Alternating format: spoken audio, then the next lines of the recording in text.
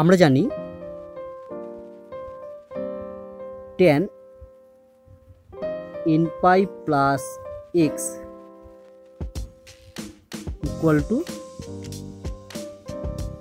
tan x, যেখানে n belongs to z,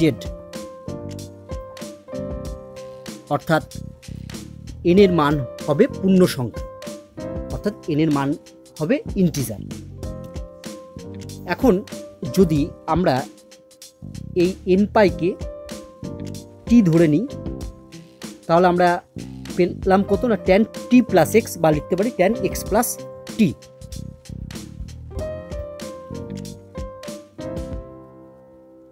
ধরি t equal to n পাই, তাহলে কি দাঁড়িয়ে গেল? অতএব tan x প্লাস টি, টি প্লাস এক্স হয়ে যায় এক্স প্লাস টি একই জিনিস, ইকুয়াল টু tan x। তাহলে আমরা t সমান সমান ধরলাম n পাই। এখন যদি আমরা এই n এর মান ধনাত্মক পূর্ণ সংখ্যাগুলো বসাই, অর্থাৎ n এর মান আমি 1 2 3 4 5 এইভাবে বসাতে বসাতে যাই, তাহলে t এর মান কি কি পাবো না? t ইকুয়াল টু, দেখো আমরা পাবো যখন n এর মান 1 তখন t এর মান পাবো পাই, যখন n এর মান 2 তখন t এর মান পাবো 2 পাই, n এর মান 3 হলে t এর মান পাবো 3 পাই, n এর মান 4 হলে t এর মান পাবো 4 পাই, n এর মান 5 হলে t এর মান পাবো 5 পাই, n এর মান 6 হলে t এর মান পাবো 6 পাই, এইভাবে পেতে থাকবো। এবার এই যে মানগুলো পেলাম, এই মানগুলোর মধ্যে সব থেকে ছোট মান কোনটা? এই মানগুলোর মধ্যে সব থেকে ছোট মান হলো পাই। তাহলে এই পাইকেই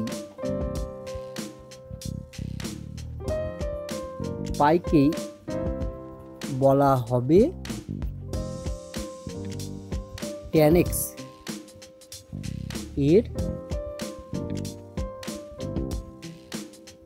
পর্যায়। তাহলে পাইকেই আমরা বলবো tan x এর পর্যায়। তাহলে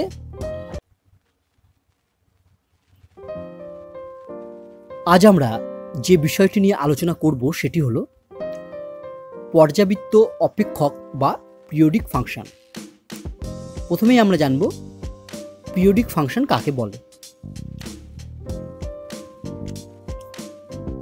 একটি অপেক্ষক f(x) কে x এর একটি পর্যাবৃত্ত অপেক্ষক বলা হবে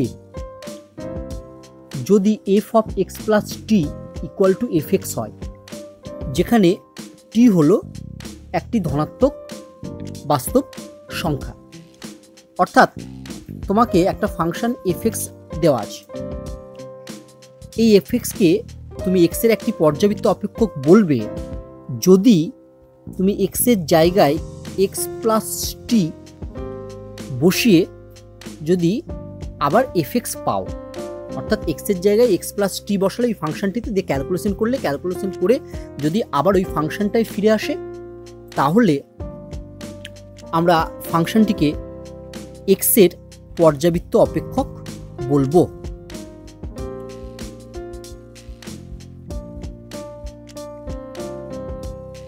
t এর সবথেকে ছোট ধনাত্মক বাস্তব মানের জন্য f of x plus t equal to fx সমীকরণটি সিদ্ধ হয়, সেই মানকে অপেক্ষকটির প্রাথমিক পর্যায় বা যাকে ইংরেজিতে বলে ফান্ডামেন্টাল পিরিয়ড বা শুধু পর্যায় যাকে ইংরেজিতে বলে পিরিয়ড বলে। তাহলে টি এর সবথেকে ছোট মানটিকে আমরা বলবো পর্যায় বা পিরিয়ড। চলো বিষয়টি আমরা একটি উদাহরণের সাহায্যে আরো ভালোভাবে বোঝার চেষ্টা করি। আমি ধরে নিচ্ছি fx equal to sine x, এটা একটা ফাংশন। এই সাইন এক্স ফাংশনটির আমি পর্যায় নির্ণয় করার চেষ্টা করছি। আমি প্রথমেই এক্সের জায়গায় এক্স প্লাস 2n পাই বসাচ্ছি। তাহলে এক্সের জায়গায় যদি এক্স প্লাস 2n পাই বসাই তাহলে কি হবে দেখো, তাহলে পাবো F of X plus 2n pi plus sign, এখানেও এক্সের জায়গায় এক্স প্লাস 2n পাই বসালাম, ইকুয়াল টু আমি লিখতে পারি সাইন এই এক্স প্লাস 2n পাইকে আমি একটু সাজিয়ে লিখলাম 2n পাই প্লাস এক্স, অর্থাৎ 2n পাইটাকে আগে আর এক্সটাকে পরে লিখব, ইকুয়াল টু আমরা জানি যে সাইন 2n পাই প্লাস এক্স মানেই হচ্ছে সাইন এক্স, তাহলে ইকুয়াল টু আমরা লিখলাম সাইন এক্স। দেখো সাইন এক্স মানেই হচ্ছে কি এফ এক্স, তাহলে সাইন এক্সের পরিবর্তে আমি লিখে দিলাম এফ এক্স। তাহলে দেখো এক্সের জায়গায় এক্স প্লাস 2n পাই বসিয়ে আমি আবার একই ফাংশনটা পেলাম। তাহলে এখানে টি কোনটা, না এখানে টি হলো 2n পাই, তাহলে আমরা লিখতে পারি এখানে টি ইকুয়াল টু হচ্ছে 2n পাই। এন কি, না এন হচ্ছে ধনাত্মক পূর্ণ সংখ্যা, তাহলে এন এর মান কি কি হতে পারে, এন এর মান হতে পারে 1 2 3 4 এভাবে যাবে। এন হচ্ছে ধনাত্মক পূর্ণ সংখ্যা, কারণ পর্যায় হয় ধনাত্মক মান, মানে পর্যায়ের মানটা কি হয়, পর্যায়ের মান হচ্ছে ধনাত্মক, তাই এখানে এন হচ্ছে ধনাত্মক পূর্ণ সংখ্যা হবে। এবার দেখো এন এর মান যদি 1 বসাই তাহলে টি এর মান পাবো আমি 2 পাই, এখানে এন এর মান 1 বসালে 2 পাই পাবো, এন এর মান 2 বসালে পাবো 4 পাই, এন এর মান 3 বসালে পাবো 6 পাই, এইভাবে হবে।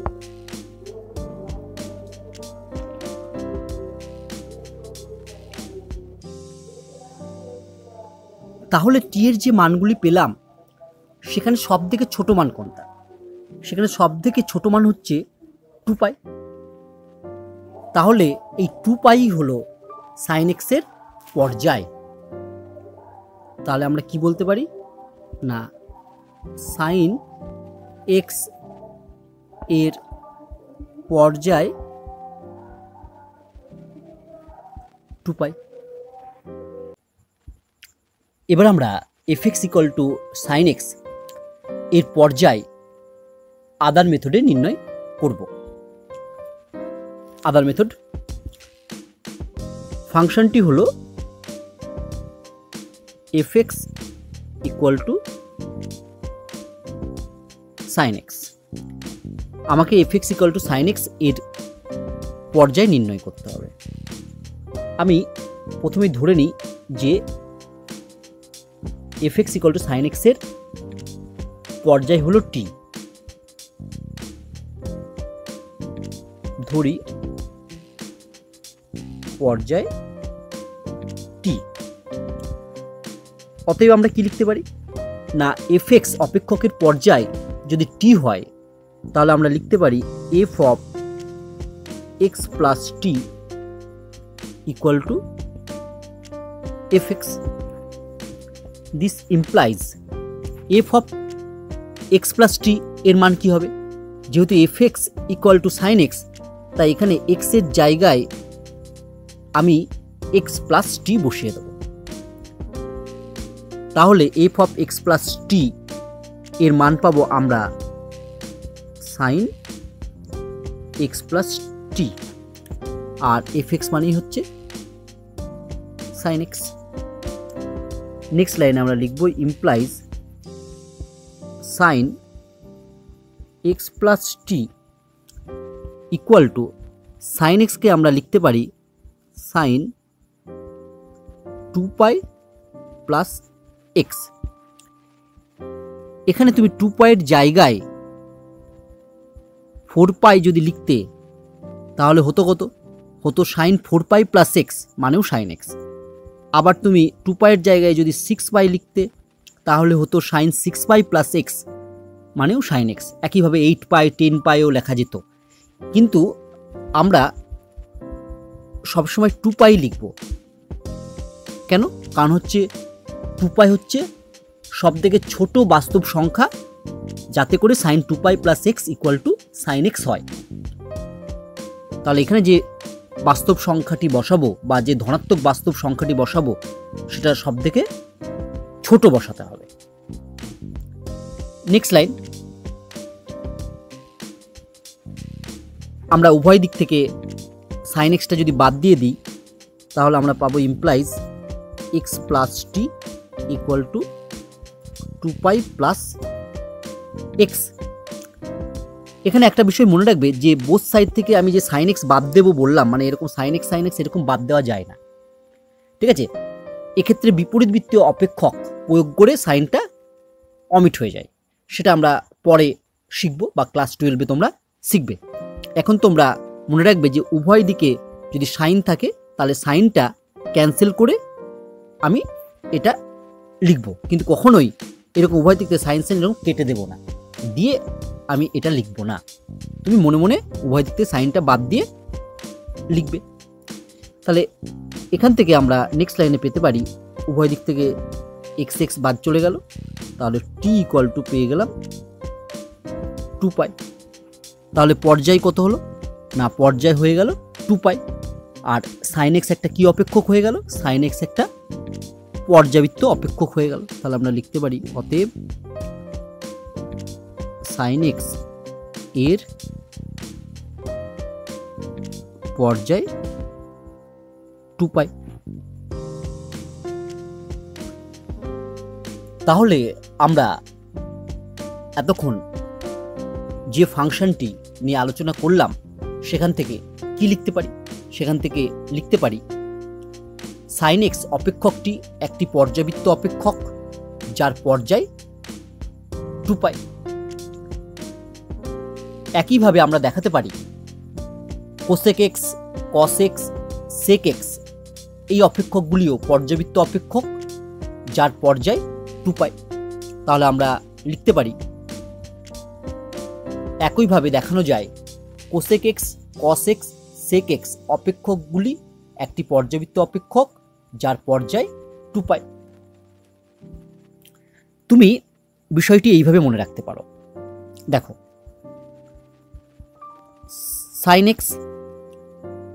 সাইন এক্স এর অনন্য কত? সাইন এক্স এর অনন্য হচ্ছে 1/sin x, মানে হচ্ছে কোসেক এক্স। কস এক্স এর অনন্য হচ্ছে 1/cos x, মানে হচ্ছে সেক এক্স। এই চারটে ত্রিকোণমিতি ফাংশনের পর্যায় কত না, পর্যায় হচ্ছে 2π, এবং চারটে ফাংশনই পর্যাবৃত্ত অপেক্ষক। এইভাবে তুমি মনে রাখতে পারো। এবার আমরা জানবো যে বিষয়গুলি খুব ভালোভাবে মনে রাখতে হবে, সেই বিষয়গুলি মনে রাখবে। পর্যায় নির্ণয় করার জন্য f of x plus t equal to fx সমীকরণ সমাধান করে x নিরপেক্ষ t এর ধনাত্মক মান নির্ণয় করতে হবে। অর্থাৎ t এর যে মানগুলো নির্ণয় করব সেটি কখনোই x যুক্ত হবে না, অর্থাৎ t এর মান বা t ইকুয়াল টু 2x পাই হবে না। আবার t এর মান কখনো ঋণাত্মক হবে না, অর্থাৎ t ইকুয়াল টু -2π -3π এগুলো হবে না। তাহলে আমরা মনে রাখবো যে t এর মান কখনো ঋণাত্মক হবে না এবং x যুক্ত হবে না, সর্বদা x নিরপেক্ষ হবে। অর্থাৎ সর্বদা t ইকুয়াল টু আমরা পাবো 2π 3π 5π 7π এই ধরনের ধনাত্মক মান পাবো, যেটা x নিরপেক্ষ। এরপর আমরা জানব যদি t এর x নিরপেক্ষ ধনাত্মক মান বা মানসমূহ পাওয়া যায় তাহলে t এর সবথেকে ছোট ধনাত্মক মানটি হবে fx এর পর্যায়। অর্থাৎ আমরা টি এর যদি অনেকগুলো মান পাই, যেমন ধরো টি ইকুয়াল টু আমরা পেলাম 2 পাই, 4 পাই, 6 পাই, 8 পাই, এগুলো পেলাম, তাহলে টি এর পর্যায় কোনটা হবে? না, পর্যায় তো এই মানগুলোর মধ্যে একটিই হবে। তাহলে পর্যায় হবে এই মানগুলোর মধ্যে সব থেকে ছোট যে মানটি, অর্থাৎ পর্যায় হবে কত? না, পর্যায় হবে 2 পাই।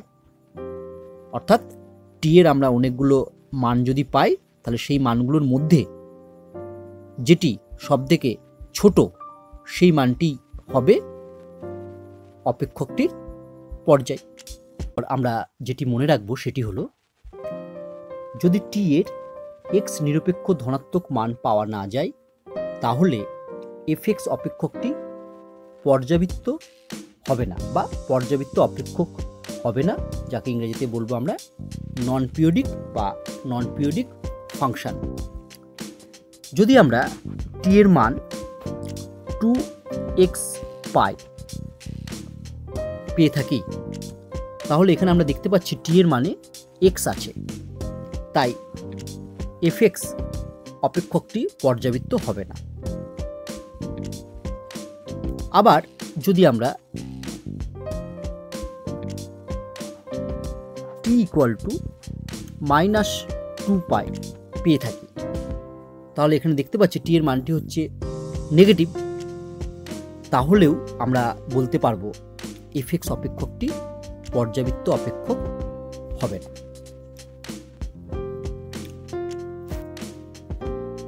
এবার দেখো, আমি একটি ফাংশন লিখছি। ফাংশনটি হলো এফএক্স ইকুয়াল টু সি, যেখানে এই সি হলো হচ্ছে ধ্রুবক। তাহলে এফএক্স ইকুয়াল টু সি এই ফাংশনটিকে আমরা বলবো ধ্রুবক অপেক্ষক বা কনস্ট্যান্ট ফাংশন। তোমরা মনে রাখবে যে যে কোনো ধ্রুবক অপেক্ষক বা কনস্ট্যান্ট ফাংশন সর্বদা পর্যাবৃত্ত অপেক্ষক। পর্যাবৃত্ত অপেক্ষক অর্থাৎ কনস্ট্যান্ট ফাংশন অলওয়েজ পর্যাবৃত্ত অপেক্ষক বা পিরিয়ডিক ফাংশন, এবং এর পর্যায় হবে যে কোনো ধনাত্মক সংখ্যা। যেমন এফএক্স ইকুয়াল টু সি, এই কনস্ট্যান্ট ফাংশনের পর্যায় হতে পারে 7, 9, 10, 2 পাই, যে কোনো ধনাত্মক সংখ্যায় ধ্রুবক অপেক্ষকের পর্যায় হতে পারে। তাহলে আমরা কি জানলাম যে এফএক্স ইকুয়াল টু সি একটি ধ্রুবক অপেক্ষক বা কনস্ট্যান্ট ফাংশন। তাহলে অপেক্ষকটি সর্বদা পর্যাবৃত্ত অপেক্ষক হবে এবং এর কোনো প্রাথমিক পর্যায় নেই, যে কোনো ধনাত্মক সংখ্যাকেই এই অপেক্ষকের পর্যায় হিসাবে ধরা হয়। তাহলে কনস্ট্যান্ট ফাংশন সর্বদা পর্যাবৃত্ত অপেক্ষক এবং এর কোনো প্রাথমিক পর্যায় নেই, যে কোনো ধনাত্মক সংখ্যাকেই এই অপেক্ষকের পর্যায় ধরা হয়। এবার আমরা যে প্রশ্নটি নিয়ে আলোচনা করব সেটি হলো, ধ্রুবক অপেক্ষক বা কনস্ট্যান্ট ফাংশন এর পর্যায় যে কোনো ধনাত্মক সংখ্যা হয় কেন? আমি প্রথমে একটি ধ্রুবক অপেক্ষক ধরে নিই। ধরি এফএক্স ইকুয়াল টু কে একটি ধ্রুবক অপেক্ষক, যেখানে কে হলো ধ্রুবক। তাহলে অতএব F of X plus A equal to কি হবে? এ হলো যে কোনো ধনাত্মক সংখ্যা। তাহলে এফ অফ এক্স প্লাস এ এর মান নির্ণয় করার জন্য আমরা এফ এক্স ইকুয়াল টু কে এই সমীকরণে এক্স এর জায়গায় এক্স প্লাস এ বসিয়ে দেবো। তাহলে দেখো, এক্স এর জায়গায় যদি আমি এ প্লাস বসাই বাঁ দিকে, তাহলে ডান দিকে তো এক্স নেই, ডান দিকে যেহেতু এক্স নেই তাই ডান দিকে শুধু কেই পড়ে থাকবে। তাহলে F of X plus A equal to আমি পাবো কে। আবার দেখো, আমি যদি লিখি F of X plus 5/2 equal to কত পাবো? তাহলে এই সমীকরণে বাঁ দিকে এক্স এর জায়গায় যদি আমি এক্স প্লাস 5/2 বসাই, তাহলেও আমি কেই পাবো, কারণ ডান দিকে এক্স নেই তাই ডান দিকে শুধু কেই থাকবে। তাহলে আমরা F of X plus 5/2 equal to পাবো কে। একইভাবে দেখো F of X plus 3 equal to পাবো হচ্ছে কে। তাহলে আমরা দেখতে পাচ্ছি এফ এক্স ইকুয়াল টু কে একটি পর্যাবৃত্ত অপেক্ষক এবং এর পর্যায় দেখো প্রথম ক্ষেত্রে পর্যায় হচ্ছে এ, দ্বিতীয় ক্ষেত্রে পর্যায় হচ্ছে 5/2, তৃতীয় ক্ষেত্রে পর্যায় হচ্ছে 3। তাই আমরা বলতে পারি যে ধ্রুবক অপেক্ষক বা কনস্ট্যান্ট ফাংশনের পর্যায় যে কোনো ধনাত্মক সংখ্যা হয়। চলো এবার আমরা পর্যাবৃত্ত অপেক্ষকের একটি প্রশ্ন নিয়ে আলোচনা করি। প্রশ্নটি হলো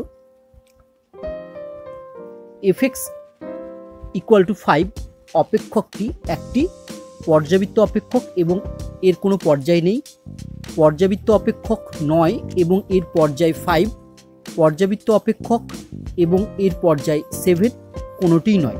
এই চারটে অপশনের মধ্যে কোনটি হবে? দেখো প্রথম অপশনটি পর্যাবৃত্ত অপেক্ষক এবং এর কোনো পর্যায় নেই। fx ইকুয়াল টু 5 একটি কনস্ট্যান্ট ফাংশন বা ধ্রুবক অপেক্ষক। আমরা জানি ধ্রুবক অপেক্ষক অবশ্যই পর্যাবৃত্ত অপেক্ষক এবং এর পর্যায় হয় যে কোনো ধনাত্মক সংখ্যা।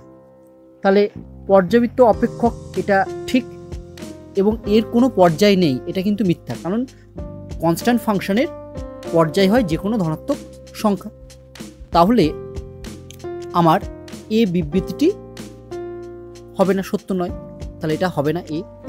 দ্বিতীয়টি বলছে পর্যাবৃত্ত অপেক্ষক নয় এবং এর পর্যায় 5, fx ইকুয়াল টু 5 একটি কনস্ট্যান্ট অপেক্ষক বা ধ্রুবক অপেক্ষক অবশ্যই একটি পর্যাবৃত্ত অপেক্ষক, তাহলে এটা হলো না, এটা ভুল বলছে। ঠিক আছে, তাহলে বি এর অপশনটিও আমার হবে না। সি বলছে পর্যাবৃত্ত অপেক্ষক এবং এর পর্যায় 7, অবশ্যই fx ইকুয়াল টু 5 একটি পর্যাবৃত্ত অপেক্ষক এবং 7 হলো একটি ধনাত্মক সংখ্যা। আমরা জানি যে কোনো ধ্রুবক অপেক্ষক অবশ্যই পর্যাবৃত্ত অপেক্ষক এবং এর পর্যায় হয় যে কোনো ধনাত্মক সংখ্যা। তাহলে এর অ্যান্সার হবে সি।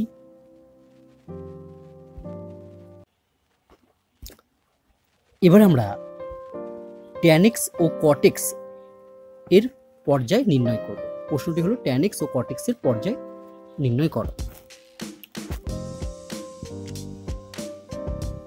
ধরি f of x equal to tan x, অতএব f of x plus pi equal to tan x plus pi equal to tan আমরা লিখতে পারি x plus pi কে pi plus x। দেখো tan x হচ্ছে তৃতীয় পদে থাকে, আর কে তৃতীয় পদে থাকে, tan x এর সঙ্গে cot x ও তৃতীয় পদে থাকে।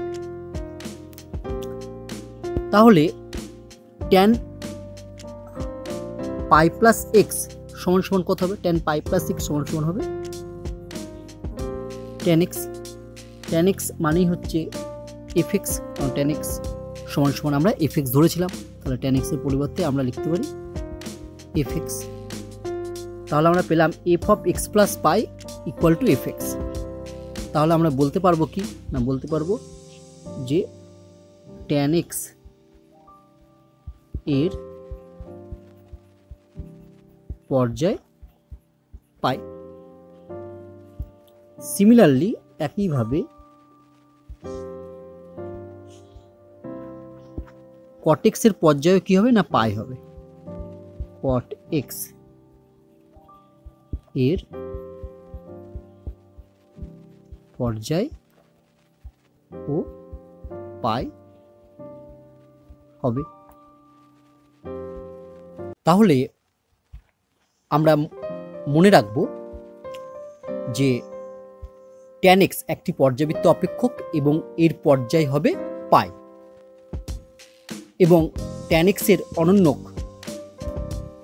কট এক্স একটি পর্যাবৃত্ত অপেক্ষক এবং এর পর্যায় হবে পাই। আমরা এতক্ষণ যে যে ত্রিকোণমিতিক অনুপাত বা ফাংশনগুলির পর্যায় জানলাম সেগুলো আরেকবার মনে করে নিই। আমি প্রথমে এক্স অক্ষ আর ওয়াই অক্ষ অঙ্কন করলাম। এক্স অক্ষের নাম দিলাম এক্স, এক্স ড্যাশ, ওয়াই অক্ষের নাম দিলাম ওয়াই, ওয়াই ড্যাশ। আমরা জানি প্রথম পাদে সমস্ত ত্রিকোণমিতিক অনুপাতগুলি অবস্থিত। দ্বিতীয় পাদে কোন কোন ত্রিকোণমিতিক অনুপাত বা ত্রিকোণমিতিক ফাংশন অবস্থিত? না, দ্বিতীয় পাদে হচ্ছে সাইন এক্স আর কোসেক এক্স, এই দুটো ফাংশন অবস্থিত, এবং সাইন এক্স ও কোসেক এক্স এর পর্যায় হলো 2π। আবার চতুর্থ পাদে অবস্থিত কস এক্স আর সেক এক্স, এবং এদের পর্যায়ও হলো 2π। আর তৃতীয় পাদে অবস্থিত হচ্ছে ট্যান এক্স, কট এক্স। আমরা একটু আগেই জানলাম ট্যান এক্স ও কট এক্স এর পর্যায় হলো পাই। তাহলে এই ত্রিকোণমিতিক ফাংশনগুলির পর্যায় তোমাদের মনে রাখতে হবে এবং খুব সহজেই তোমরা এইভাবে মনে রাখতে পারবে। এবার আমরা একটি নোট পড়ব। ধরি fx ইকুয়াল টু হচ্ছে tan x একটা ফাংশন। তাহলে অতএব f of x plus 2π equal to কত হবে? না, f of x plus 2π equal to হবে tan x plus 2π equal to tan x plus 2π কে আমরা লিখতে পারি 2π plus x। tan 2π plus x মানে হচ্ছে tan x, তার মানে হচ্ছে tan x মানে হচ্ছে fx, কারণ tan x কে আমি ধরেছি fx।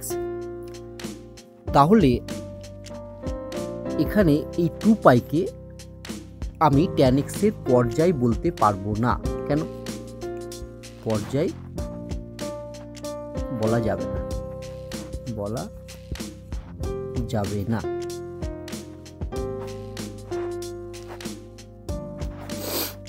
তাহলে 2π কে tan x এর আমরা পর্যায় বলতে পারবো না বা বলা যাবে না। কেন?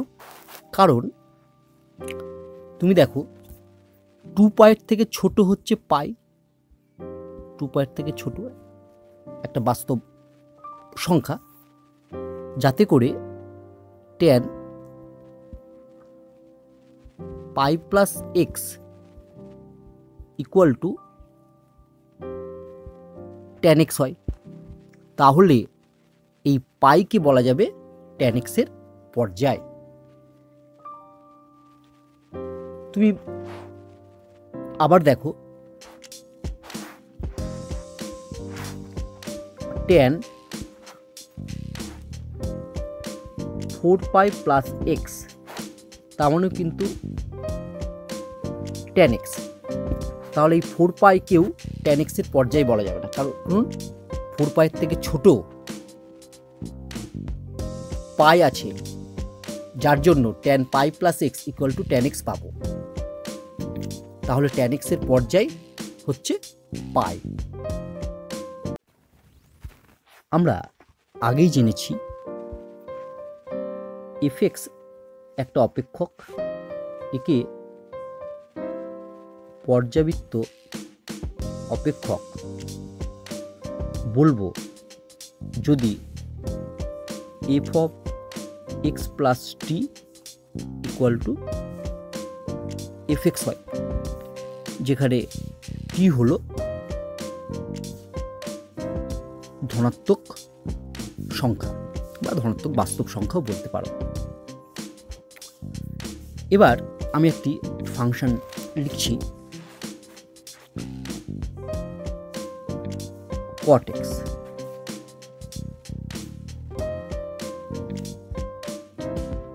এবার দেখো cot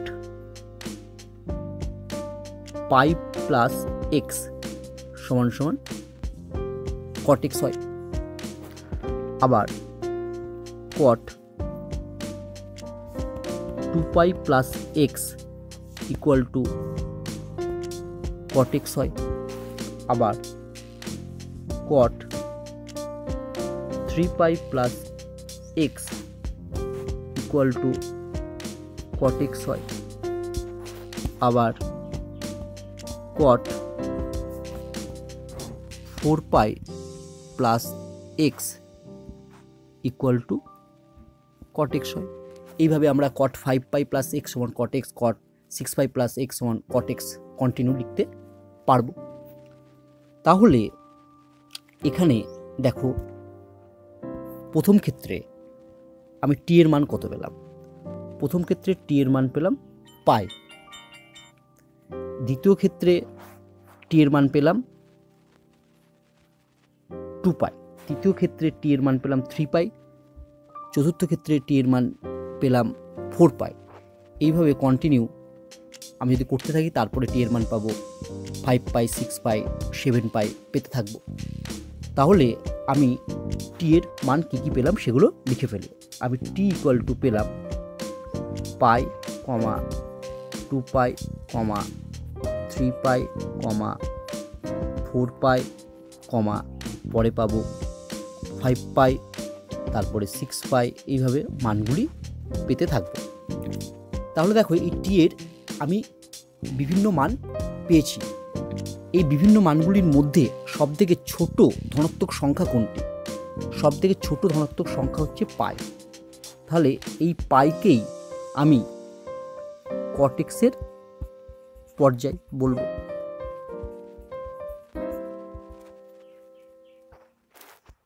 তাহলে এই পাইকেই আমরা cot x এর পর্যায় বলবো। তাহলে টি এর আমরা অসংখ্য মান পেলে তার মধ্যে যে মানটি সবথেকে ছোট ধনাত্মক হবে সেটি হচ্ছে পর্যায়। আরেকটা জিনিস এখানে ভালো করে খেয়াল করো যে cot x এই অপেক্ষকটি পাই ব্যবধানে পুনরাবৃত্তি হয়।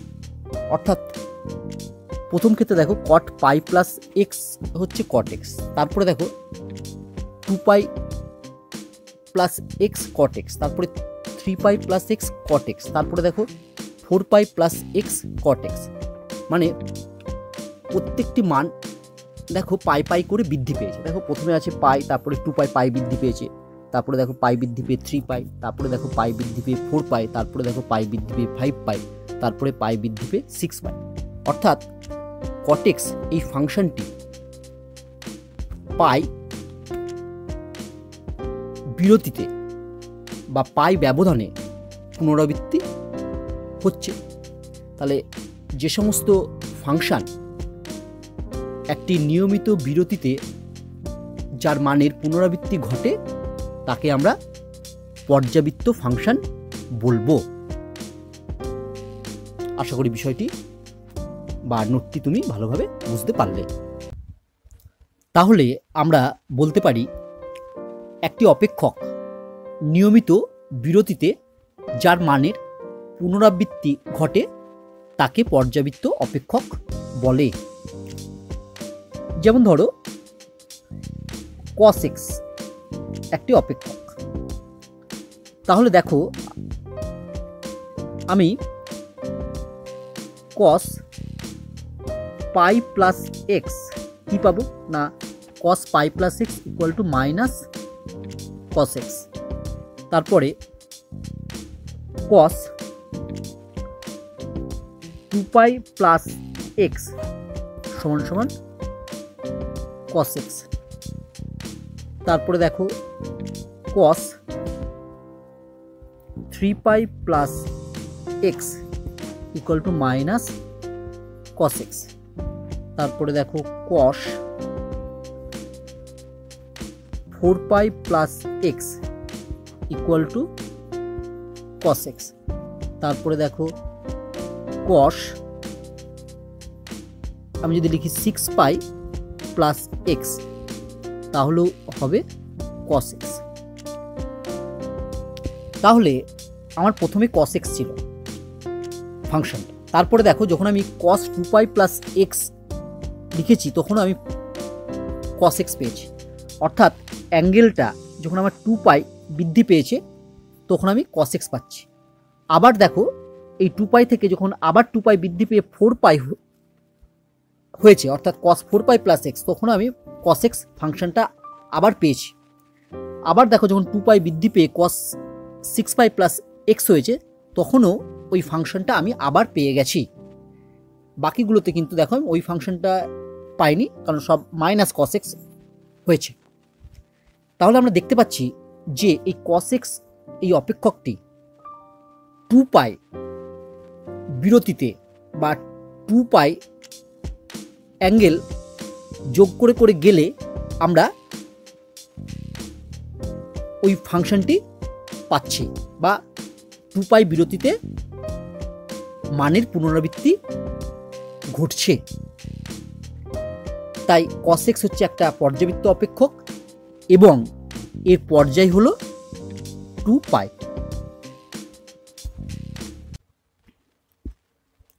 উদাহরণস্বরূপ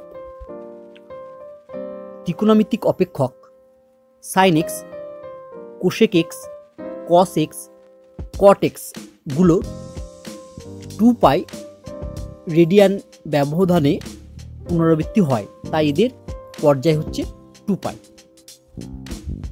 আবার ট্যান এক্স, কট এক্স অপেক্ষক দুটি পাই রেডিয়ান ব্যবধানে পুনরাবৃত্তি হয়, তাই এদের পর্যায় হচ্ছে পাই। এবং পর্যাবৃত্ত ফাংশনগুলি দোলন বা স্পন্দন, তরঙ্গ এবং কম্পাঙ্ক প্রমুখ বর্ণনা করতে ব্যবহৃত হয়। আর সবশেষে পর্যায়ক্রমিক নয় এমন যে কোনো ফাংশনকে অপর্যাবৃত্ত ফাংশন বলে।